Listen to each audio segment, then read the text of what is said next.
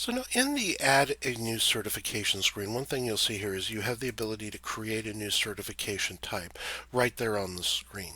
But what exactly does that mean, certification type? You have some certification types already in here, right? And that says what type of a certificate is for. What's the certificate for? What are you certifying? Here we have some stuff that's automatically included: advanced cardiac life support, basic life support.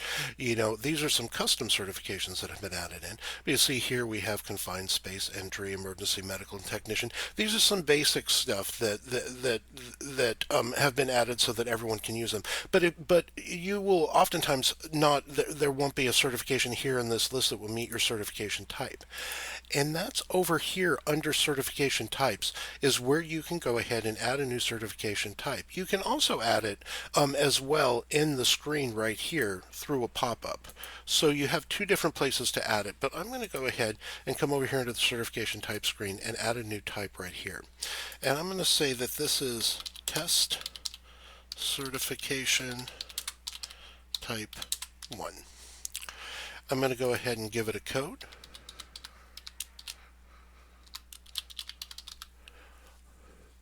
If there's any minimum CEUs, you can go ahead and add that here. I'm going to leave that blank, say that there isn't any. Go ahead and place the description here. I'm just going to say this is a test certification type.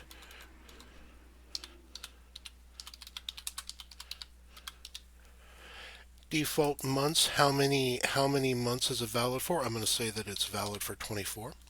Default grace period in days, we'll say 30. That's how many days do they have after it expires to go ahead and renew it. Then we have a couple of options here. Do we need to require a provider when creating the certification? This means, does a provider have to be selected? And then do we need to require a license number? Is this something where they need to enter in a license number or something? Certain certifications, such as this was like a certification for a physician or a nurse or something like that, you may need to require the provider and the license number. That's up to you. You can go ahead and select either one of those or both. I'm going to go ahead and select both and then simply click Create Cert Type, and we will see here's our new test certification type with all of our information right there. I'm going to go ahead and click on Open. We can take a look on it and edit it if we need to. Okay, and now under certifications, when we come over here and click Add Certification, now we'll see that we have our new test certification type 1 right there that we can go ahead and select for what type of certification that it is.